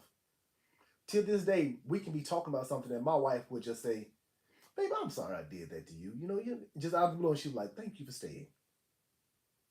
that does so much for me because I know this top of mind for her to be like, dang, that was stupid of me. Yeah. So when people bring something up that you've done to them, get out of the mindset of, oh my God, they just keep bringing it up. No, get out of the mind, get into the mindset of, dang, that was ignorant of me. That who wasn't who I was trying to be. Let me still apologize for it and go on about my business. Yeah. That's it. We put so much emphasis on why you keep bringing it up because it happened. Mm-hmm. That's we didn't talk about grief, grieving. People grieve differently. No, I'm not gonna say that. No, I'm not gonna say that. Go ahead.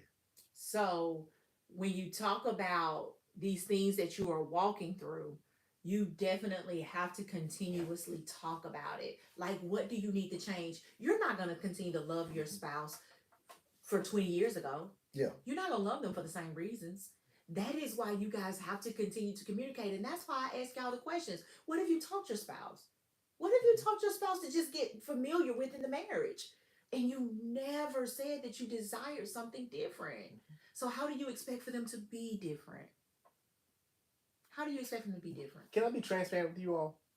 Can I be transparent with them? Sure. On our recent marriage retreat, my wife and I was out for a lovely dinner. And a topic came up, and I used our marriage and our situation as the example. This is between us now. We was on a little date night. You were not using it as an example. Go ahead. I was. How you received it. Okay. However, this is where I messed up. The way I presented my statement,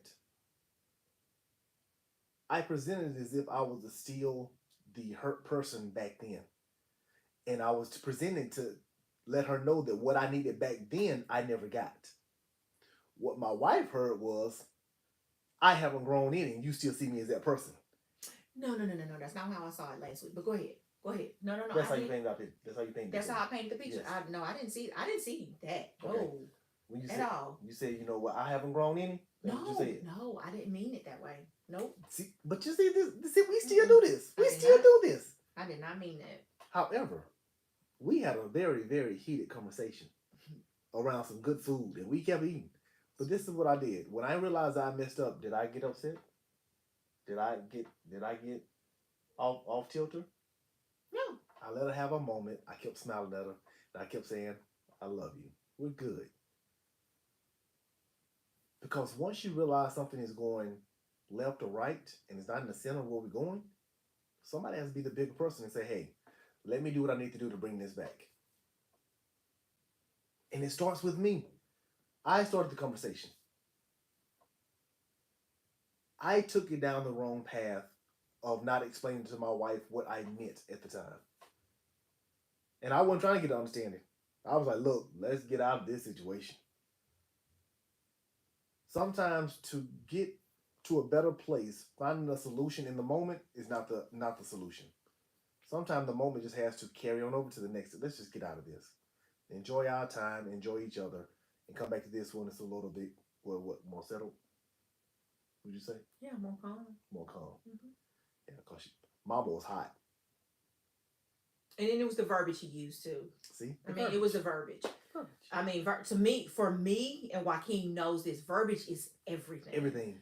Verbiage, the words you use, they're everything to me. And it's the thing, I know this. So when she explained to me what my verbiage sounded like to her, let me clear this up. Yep. Let me clear this up. But you all have to get to that point. Mm-hmm. If you say something to your wife that hurts her feelings, respect the fact that it hurt her feelings. If you say some things to your husband that hurts his feelings, respect the fact that he hurts his feelings. Don't give that grown man. Yes, he's a grown man. Don't give that grown man the excuse of you're a grown man. That hurts. Mm-hmm. And the same thing for your spouse, for your wife too. Yeah. You know, if she's expressing to you that she feels a certain way because of something that you went through, and you're the perpetrator, hear her out. Like, hear her out and stop being so defensive, or stop feeling like somebody is continuing to blame you for something. Yeah, you did it. We're beyond it now, but I still feel the aftermath of it. Like, I still feel the pain from the cut that you caused. Everybody wants to be the offensive player all the time. I scored the touchdown. I got the first down. I threw the touchdown. I scored the bucket. I did this. I did that. Nobody wants to be that defensive player that says, "Hey, I allowed that touchdown to happen. I missed the interception. I missed the tackle." Everybody always wants to do should be the good person. Mm-hmm. Respect, man. Be responsible. Yep. I did it. I messed up. And that's where, from a perpetrator standpoint, that's what I had to learn in our healing. Mm-hmm. That's where I had to learn us building after infidelity. I had to learn that as the perpetrator, I also got to let him grieve the way that he grieves. But here's the thing. Did y'all hear that? For y'all that just got on here and didn't don't know us, she's the perpetrator. I just didn't know how they had heard it. I didn't know what kind of education they had because I got New County education. I'm from Decatur, Mississippi, so I want to make sure that they heard that she was the perpetrator and it wasn't me in the infidelity. But go ahead. See, now you know when you do that, I tend to forget what I was about to say. It was pivotal. No, you right there. You got it. Okay, so I had to understand. Let me go back and say what I said. Since the victim over here want to act like one right about now.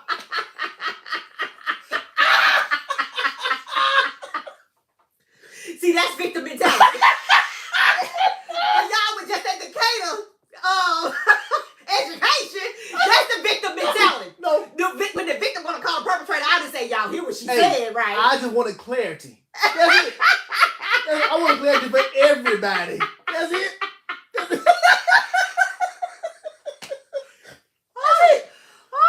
But go ahead. So here's the thing. We are 13 years removed from our infidelity. Yes. We are 13 years removed on it. There are still some things that trigger me. There are still some things that trigger him, okay? But Joaquin and I communicate so well that is truly what we stand on in our marriage, is how well we are able to communicate with each other, that we can communicate with each other like this. You know, I can call him the victim. He can call me the perpetrator and make it known that I'm the perpetrator, okay? I'm cool with that because I was the perpetrator. Yeah. But I also had to understand the way my husband grieved. And that's why I tell people all the time, get in marriage counseling. Yes. After situations like that. Yes. If you want to save your marriage. Counseling 911. That is a 911 situation for you to learn how to do CPR on your spouse. Period. Okay? And that's what we teach couples to do, is calling 911. But when you call 911, you're getting the help that you need. When people get CPR certified, they go through a class to get CPR certified, people. And they have to re-up that class. And they have to keep going through that class. Yes. That is what we teach people to do, is in a state of an emergency. If you call 911, they will ask you, do you know how to perform CPR? And if you are performing CPR, do not stop performing CPR until the help gets there. Okay? But if you don't know how to perform CPR on your spouse, baby, flatline. Just start beating on it. Done. Yeah. Okay? Hey, I'm going to tell you something. If you don't know how to perform CPR, the best thing that you can do at any stage of your marriage is pray. Yep. You better start praying. Yes. You better start praying. Man, you better start praying. I'm going to tell you something. The only reason I'm sitting right here today is that the most pivotal moment of my marriage, not my life, of my marriage, man, I saw God. Like I never saw him before. Mm-hmm. Because it didn't make sense to me. You ain't brought me this far. Come on now.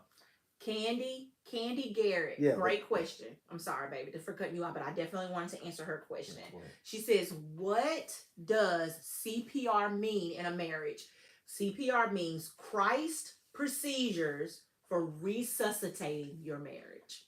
And I will say this again. Go look up Google the word resuscitation. Mm-hmm. Google it. Resuscitate. Christ procedures for resuscitating your marriage. Because here's the thing. When our marriage is on its deathbed. You know what's funny? You asked that. Or in a state of emergency. You know what? They put it on me too. When your marriage is in a state of emergency, nobody is speaking life. Do you know that CPR means that you got to get the obstruction out of the airway so that you can breathe life into your spouse? Okay? Remember, CPR also means that I've got to do these compressions on my spouse so that I can get the heart to beat again, so that I can get the blood to flow within my spouse. Even within me, my spouse has to know where to place his hand so that he doesn't break a rib, or so that he doesn't press too hard, or cause further damage.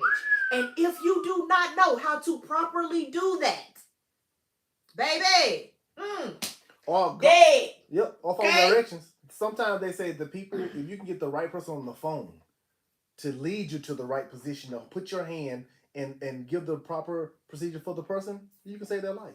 But I have a story for you all. Hey, real quick, do you have your CPR book here? It's one right over there. There's one right over there? Okay. Yes. What's the name of the guy who that song "Tell Your Heart to Breathe Again"? Breathe in. Is it Micah Tyler? Micah Tyler. Is it Micah Tyler or? No, it's Micah Tyler. Okay. Micah Tyler has a song. I don't forget the name of the song, but it says "Tell Your Heart to Breathe Again." And the scenario of the song starts is that there was a heart surgeon years ago who would perform surgeries on the heart, but this particular day, everything went well. Getting ready to close the last suture up, close it up, taps the heart a few times, and the heart does nothing. Everybody in the room looks around. The doctor doesn't panic. Michael Tyler. He leans over and whispers in the patient's ear and says, "Hey, I've done all I can do. I need you to help me. Tell your heart to beat again." Boop, boop. Sometimes we just need encouragement. Sometimes we need the right person to speak into our life. My daughter, when she had her baby, I wasn't in there. My wife was in there. Ooh, y'all. So the baby, my granddaughter is born. I'm getting a little teary-eyed. My granddaughter is born, and my daughter automatically becomes a mom. Automatically. And Lele is not breathing. She didn't hear Lele. She didn't hear her. I'm sorry, I wasn't in there. You tell the story. So when the baby comes out, the mom wants to hear the baby cry. Okay, Lele didn't cry for a few seconds. The first thing that came out of my daughter's mouth was, "Baby girl, cry." Yeah. She said, "Baby girl, cry." Yeah. And you could just hear the concern in Morgan's voice. And y'all, when she said that, I was in tears. I was in tears when she said, "Baby girl, cry." Yeah. And our grandbaby cried. Yep. Yeah. Sometimes someone has to give you permission to just let it all go. Yep. Yeah. Yep. Now, what is your take on a cheating spouse? Unacceptable. They no good. Unacceptable. Okay. Okay, you go ahead. She'll take.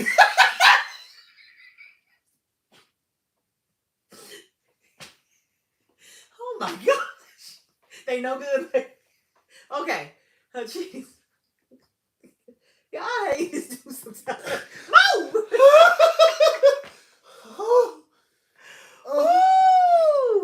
Okay. So a cheating spouse that is a serial cheater. Exit stage left. Exit stage left. And look, we're not, and I tell anybody, we've been doing this for a decade now. We've never told anyone just to leave. Yeah. Their spouse. You have to make a conscious and rational decision when things are what they are. Yeah. That's what I would say. Yeah. When if the old saying that when people show you who they are, believe them. If they've shown you who they are or they are going to be on multiple accounts, hey, multiple. And I and there's no change, and there's no change that is occurring in that person, and they're not putting forth any effort, and they keep going back. Okay. Yeah. I grew up seeing that. And here's the thing. You are even like, what am I doing wrong that's making you still want to go out here and do this? If it's nothing, then bro, you got a problem. Or sis, something wrong. And have to be real about that thing. I'll be honest. Someone who just made a comment said, I cheated before. I just want to make sure I read this correctly. I cheated before we got married and told the truth about it. And we got married and that was 16 years ago. You cheated before the marriage. Right. And what I love about what you did is you showed ownership for what you did prior to the marriage. People change. Even in the marriage, this is what I would tell people. This is what I was told. This is another thing. If you're married or plan on getting married, you better make sure, and I don't use that B word often with people, but you better do your best to make sure you have the right people around you to speak into your life and speak into your marriage. Because the wrong people will have you sitting right beside them. Misery loves company. Mm-hmm. The first person I called when I discovered my wife was a cheater. I mean, I was, and that's just real. That's what it's called. I mean, I was a cheater. I was the perpetrator. Perpetrator. Yeah. I just use a different word. Yeah. The first New York education. Yeah, the New York Not education. Not Mississippi. New County. The first thing that was said to me was how disappointed in Stacey. In the news they had heard. But the second thing they told me was, you're still a husband. Act accordingly. See, when you're going through grief and you're going through hurt, you don't want to hear somebody tell you what to do right. But you got to have people in your corner that know, that will tell you, despite what's going on, you still have a position to uphold. Do what's right. So the fact that I decided to stay in the marriage, the same person that other people told me, now that you've decided to stay, you can't hold this over our head. Mm-hmm. Because now you've chosen not to only live with this, but live with the person that caused it. Come on now. Yeah. See, some of y'all don't want to just be real about this. Mm-hmm. Some people want to say, well, I'm going to stay with him because we had kids together. Ain't no reason. Ain't no reason to stay. But also, Joaquin stayed, and we are where we are now because he did see change in me. Oh, most definitely. Like no, I didn't say just to stay. Yes. No. Right. And I'm gonna say this to y'all, people that have stayed. I did not want to believe the change because I was still trying to live in my grief and live in my pain. So even when I saw change, I downplayed her change because I was seeing her change through my pain. Does that make sense? Baby. Does that make sense? Pastor was preaching, y'all. I hate you. I swear to God, I hate you. Get off me. Baby, that made a whole lot of sense. Didn't that make sense, y'all? Don't let me be the only one saying yes, Pastor. Y'all can say it too. Shoot. I hate you. I love you though, boy. Hey. Fact of the matter, yes. Fact of the matter is you want to see your person, the person that you're trying to do life with, you want to see them change. You have to want to see them change. If you don't want to see them change and you're still viewing them as that person that did something to you, you'll never see the growth in them. And you'll never see the growth. And if you don't see growth in other people, it's going to be hard for you to see growth in yourself. Yep. Thank you. That's what I say. Y'all giving me my preach, Pastor. Thank you. My amens. Thank you. Yes. Yes. Mm-hmm. So, let me show y'all what CPR look like.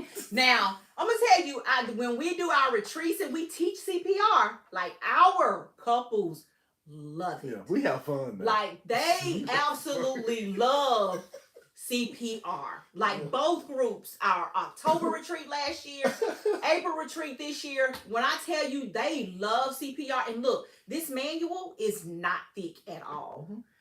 I'm telling y'all, because we expect for you guys to put in the work. So we ain't gonna give you a whole lot of stuff to read. We get to the meat and the potatoes. You build your own You build your own. You build this is what you do. Yeah. It'll get thicker as you continue to put the work in. You and your spouse. But I wanted to bring this book because we talked about CPR and how if you don't know how to perform CPR on your marriage, you flatline.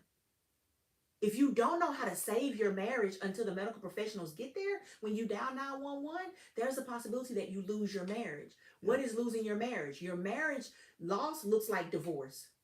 The first chapter in CPR for your marriage is do or divorce. Dum dum dum. It is do or divorce. Because if you don't learn the necessary steps to take to truly save your marriage, if you don't learn what those steps are, that's what it's going to, you either gonna do it or it's gonna be divorce. And that is something that we hold to both spouses. Both spouses. When you go through CPR, man, it's like, I truly got to make a choice. Like before CPR, now let us break it down to you all. When we teach CPR is usually taught over a weekend. Okay, we teach it over our retreat weekend. It's usually taught on a Friday morning and a Saturday morning, usually from 9 a.m. to 4 p.m. Yeah. Okay, we usually teach it on those 2 days. Now, when we come to Memphis, and usually when we do a conference like situation, we do a date night on Friday night with a few questions that we do answer throughout the date night. And then we jump into the meat and the potatoes Saturday morning from 9 to 4. Yeah. That's what we do. So you get it all in one day. But when I tell you, we make it so fun that when you leave, you want to truly implement these things in this book. Yeah. Because you see, you can, man, look, it. They said, what's the song that's, they say it takes a spark. It takes a spark to start a flame. Sometimes marriages and relationships just need that spark to get the fire going. And the retreat is being held in Memphis, Tennessee. May the 19th is going to be the date night. The 20th will be the learning, the teaching, the fun. All right? A lot of the teaching stuff. Go to our website if you look at our website on Instagram, or go to our website, www.blendedandwinning.com. Instagram, blended_and_winning. You'll see everything there. You can sign up for it, RSVP for it. Mm-hmm. But a lot of times people look at our marriage or marriages that are successful, and they say, we want that. Well, understand that there's a journey. See, that's what I love about marriage. Marriage is a journey. And the only way your journey is going to look like the journey that you want to see is you look inward at your journey and don't look at anyone else's. When people say they want our marriage, I'll rebuttal quickly. No, you don't. No, you don't. Because you don't want to walk through what we had to walk through to get to our marriage. Yeah. And truth be told, we should not have had to go through half the things we went through. We shouldn't have had to. Yeah. So yes, we are doing a singles retreat. We are looking, and the name of the singles retreat is Single, Saved, and Unsatisfied. See, that's funny altogether. Single, saved, and unsatisfied, okay? So the reason it's titled Single, Saved, and Unsatisfied is because you sitting around here waiting for your man of God to come into your Boaz with his cheap to come into your life. You're like, oh Lord, hold on, now, like, what am I supposed to do? So we actually bring together men and women in the single, saved, and unsatisfied. And it's so neat because we're going to have a panel. We're going to ask 2 men that come to the retreat and 2 women that come to the retreat to be on the panel that Saturday, so that you can get a front row seat of what women want and what men want. Like truly how to date and be celibate. Yeah. How to truly be single, saved, and turn that into being satisfied. Yeah. Because how to truly, Joaquin will be teaching the men, what does a husband look like in the right now? Yeah. I will be teaching, what does a wife look like in this moment? Like right now, what does it look like to be a wife? Even though you're single, what does that look like? What does that look like? Be honest with you. The question was asked about her name was Alexis earlier. Yes. Alexis asked the question about she waiting around for her Boaz. Mm-hmm. One of the best things you can do when you're waiting around is live your life. Live your life holistically, but yet have fun. Mm-hmm. When I say live your life, I don't mean be out here sleeping around. That's not. No. Get your education. Strive for the dreams that you want to strive for. This is what I always tell people. 19, 20, 18, 17, 18, 19-year-olds, or 20, 21, 23, if you haven't reached your goals and stuff by that age, when you connect yourself with someone, you take half of your day away. Because now you're trying to figure out what they're doing, how we go get together, what I need to do for this person, and that's out of your... If you're not married, that's not your job. Mm-hmm. Focus on what you have in life and understand that people are going to like you. You're going to like people, but have I reached my goals? So therefore, when I get married, I've already accomplished goals that I don't have to accomplish now that I'm married. Mm-hmm. We made those mistakes. Yeah. I accomplished some goals before I got married, but my fear of being broke, my poverty mindset, held me back from living a lot of the things I want to live until I met my wife.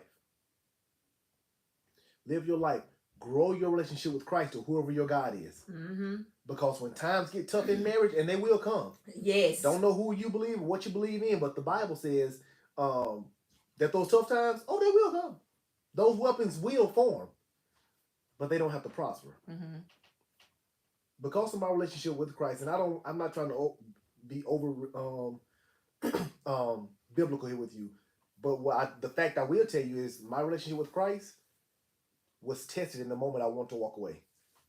Of all the moments I ever wanted to hear from God or have some kind of peace in my head, the moment I want to walk away from my marriage is when I heard the clearest. And that's just real.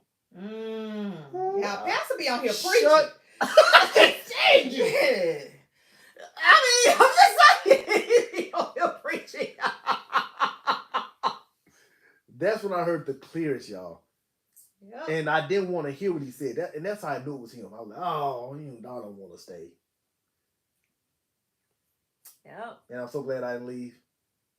I don't know what she'd done without me. I don't know what I would have done without him. That's good. Let me agree. I will agree with you. When he right, he right. That's good. Okay. When he right, he right. So yeah, man, work on your relationship, work on your life. Yeah. The things that we just think we desire because we didn't see it growing up or whatever the case may be, man, they'll be there. Yeah. Yeah, they'll be there. And that's what we help people bring back out in them because they've lost hope. They, especially in our single, saved, and unsatisfied groups that we do. When we do that, like, we truly give you hope. And we always tell people, like, when we bring the men and the women together, we're not trying to make matches within that weekend. What we want y'all to do is we want y'all to really drill in on you as an individual. And think about, like, we're going to challenge you. Like, what do you bring to the table? Like, let's be real, sis. And when Joaquin comes in there and talks to the women, and when I get in there and talk to the men, y'all. We coming real. We coming to pacify y'all. Yeah.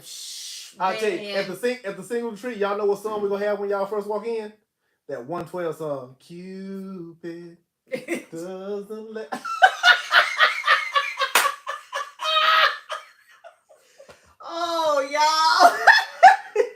He gonna play 112 Cupid on y'all.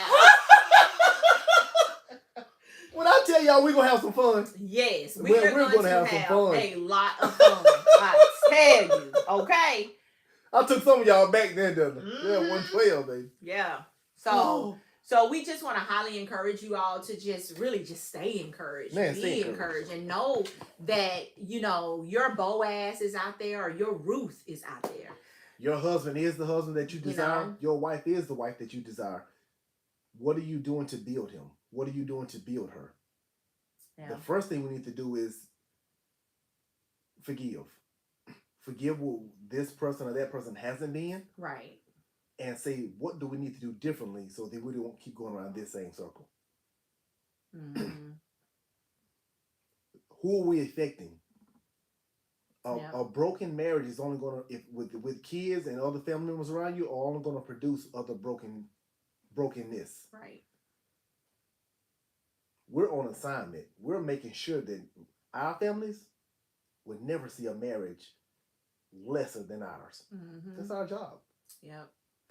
That's our goal. I'm gonna be honest with you. We're doing it. Yep. Now that's an assignment for us. Yep. That's a purpose for us. Now I have to address this before we get off here tonight. Advice of friends being disrespectful within my marriage.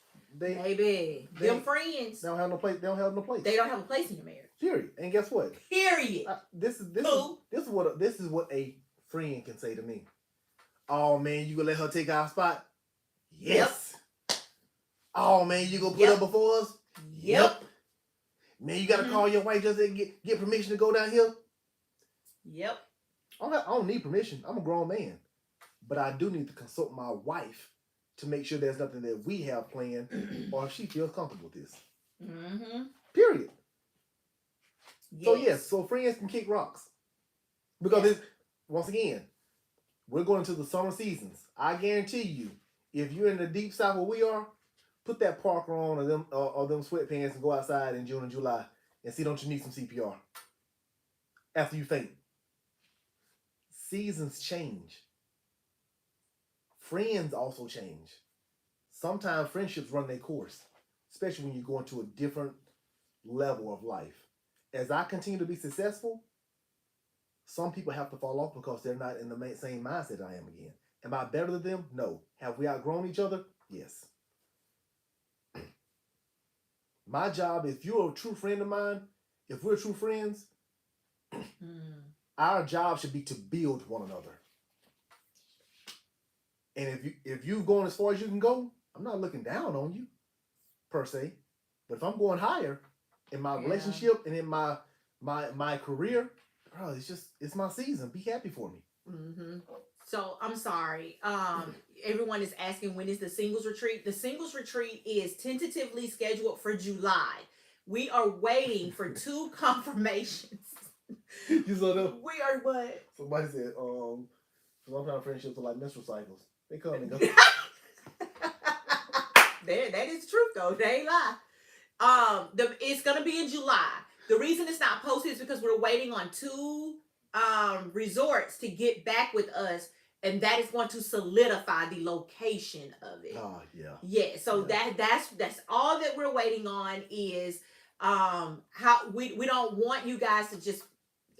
I always say this. I don't want you all to have to pay out of the wazoo to come and have a good time and get this information. Yeah. We like to keep it within a reasonable price so that everybody can get what they need to get and for people to get there. Yes. Okay. Yes. So that's one of the things that we're waiting on, is to hear from both resorts as to cost wise. Yep. Okay. And then we go from there. So hopefully by the end of this week, it will be up on the site for the retreat, and we'll definitely be going live a couple of nights this week to talk about the singles retreat, but also to talk about the CPR conference that's going to be in Memphis as well. Yeah. And let me say this. If there are any workers out here, if there are any entities out here, if there are any resorts and stuff out here that are on this live and here when we're here, if you would like to bless us to be a blessing to others in this manner, and to your resort, please reach out to us. Yeah, that's what Weekapah did, and that's why we go to Weekapah every year. They will always have our business. They will always have our business because they reached out to us and was like, how can we help y'all help others? That was their mentality when they reached out to us. And we are always about sowing into, because we know the resort is going to get something out of it, but we also know we're blessing other people too. Yep. So, yeah. So that's why we stick with Weekapah, because Weekapah reached out to us and that was their exact question. What can we do for y'all to help others? Yep. That's exactly what Cynthia asked us. And we have been faithful to Weekapah since. Yep. And we'll continue to be. Yep. We love the hospitality. We love what it provides for the guest. And man, it loves the space that we have to be ourselves, to be where we need to be for other people. Mm-hmm. Yeah. No, we hadn't tried Ross Bridge because we like to kind of get out, but don't think we won't. Yeah, don't think we won't. Yeah, but I tried Ross Bridge. Yeah, we have a kind of whatever a budget. No. Yeah. So yeah. But anyway, before we get off here, once again, go to our website, www.blendedandwinning.com. Yes. Go to Instagram, blended_and_winning. Go to YouTube, Joaquin and Stacy Loper. See all the information for the marriage retreat that is coming up on May the 19th and May the 20th in Memphis, Tennessee. all the surrounding areas, Little Rock, West Memphis, Germantown, Cordova, Oakland, Olive Branch, Tupelo, Nashville. I'm gonna name all of it. If you'll drive 2-3 hours for a football game or a concert, who really isn't pouring anything positively, effectively into your marriage, come on, you can drive that way. You can drive that far from here. Yeah. Go sign up for it. Yeah. Sign up for it, and we're gonna be there. Yeah. And once one person asked about communication, so the chapter 2 in the book is don't take it personal. Don't take. Woo! When we internalize, when we take what our spouse is coming to us about, and that's why a lot of people are stuck in these really mundane marriages, is because, again, the question that I pose to you guys, what have you taught your spouse to be in the marriage? This is why, don't take it personal. That's what Monica said. Your spouse is trying to teach you or is trying to help you build a marriage. And because we internalize and we take things personal that are coming out of our spouse's mouth, that's where we tend to obstruct the airway of our spouse. It's because they can't come and say what they need to say, or they can't give ways to enhance the marriage and make it better.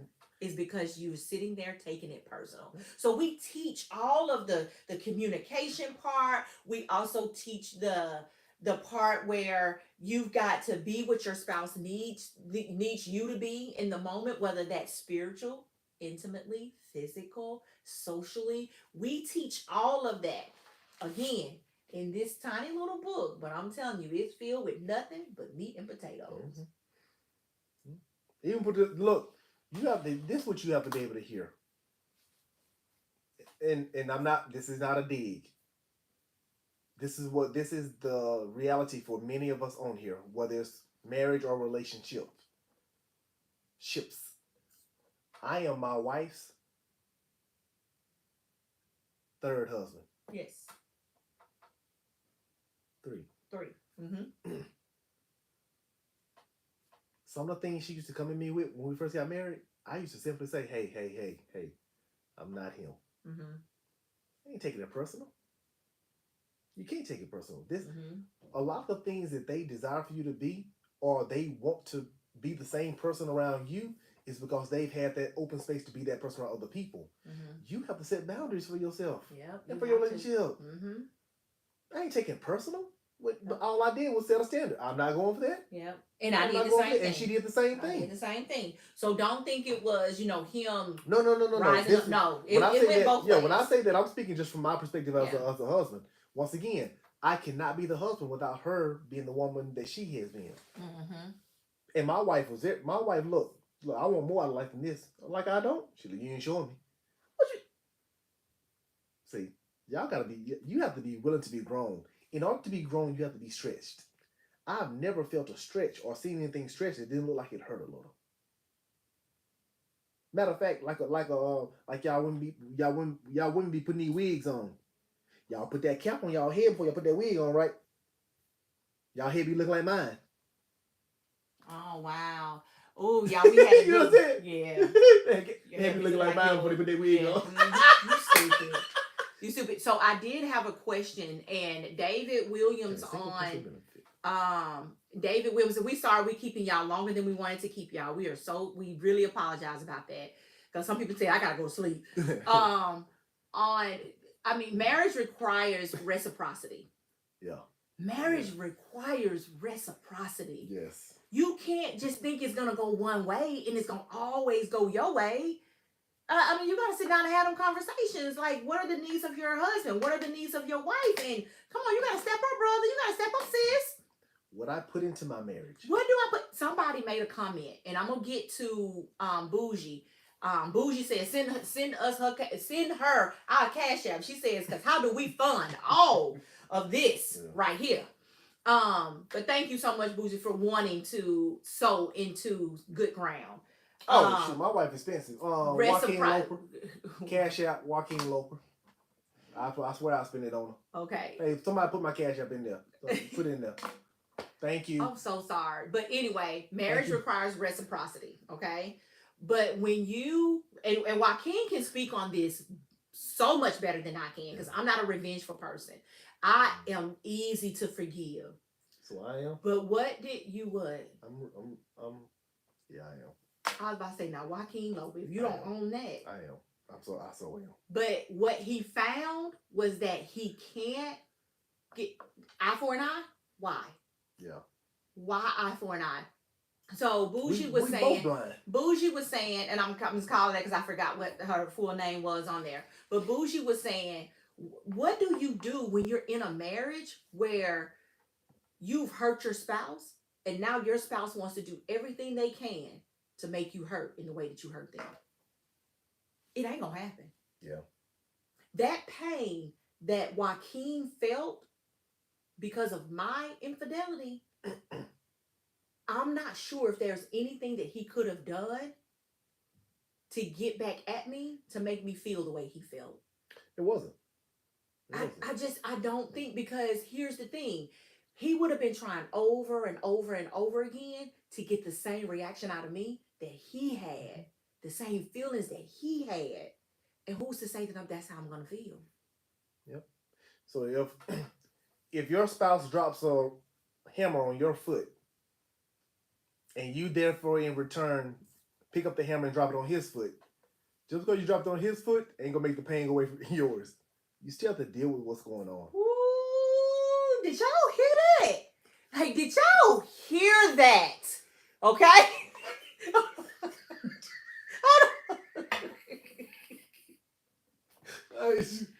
Woo! Pastor got me hot over here, y'all. Let me use me. I'm about to come up out of the wig and the jacket, okay? I'm letting him use me, y'all. Woo! Okay. It's paying out for me, y'all. Yes, Pastor is preaching. Listen to what he said. I'm going to try my best to repeat this the way he just said it, okay? He said, now if your spouse drop a hammer on your foot, okay? You turn around and drop the hammer on your spouse's foot, is your foot gonna stop hurting? That shit was good. That was some good stuff. Ignorant girl, tell you because it ain't. Your foot is still gonna hurt. Yep.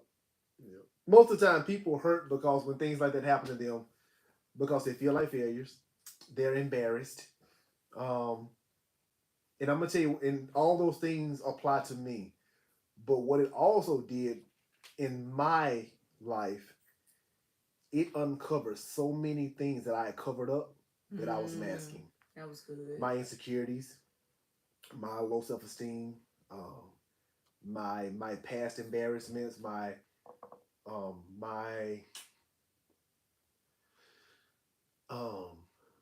inferiorities, my inferior desires that I didn't know how to get to because I had never seen them performed or walked out in my life as a child.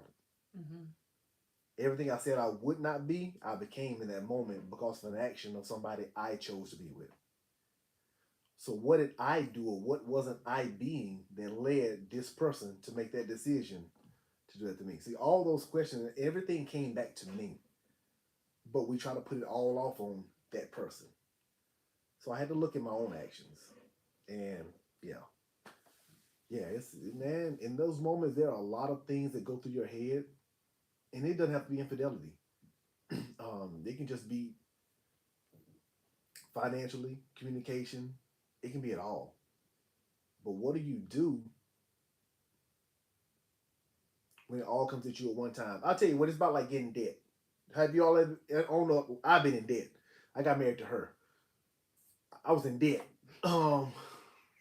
When you got married to me? Yes. After you got married to me, you were after. in debt? Yeah, I was fine before I got married. Yeah. What was I at? Debt. Yeah, you're married about like debt. What they tell you in debt consolidation? Take care of the small things first.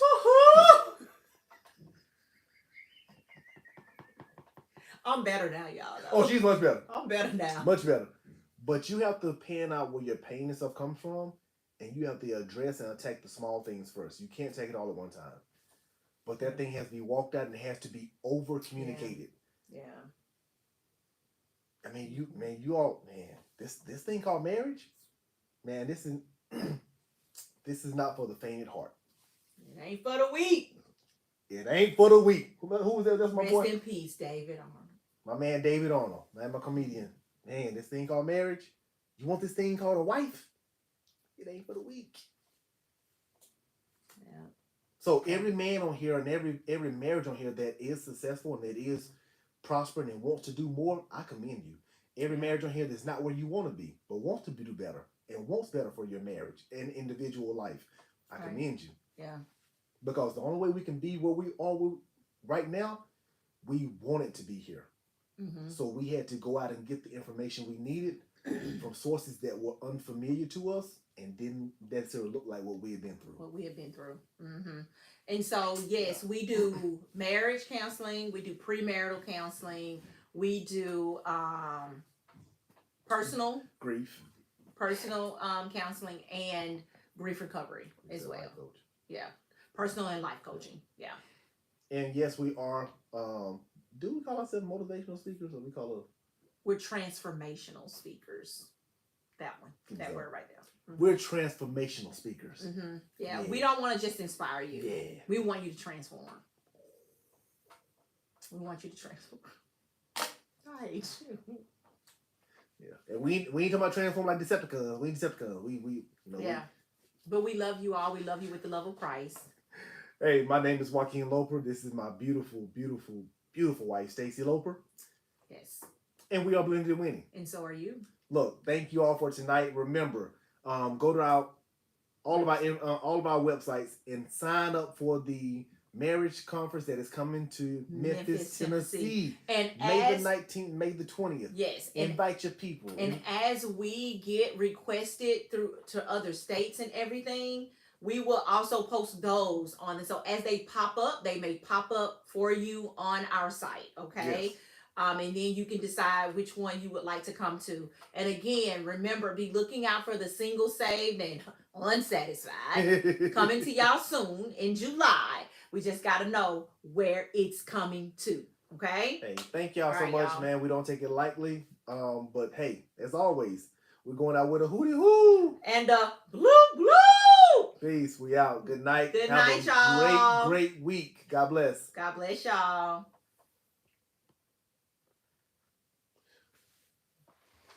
Oh, how you turn this thing off?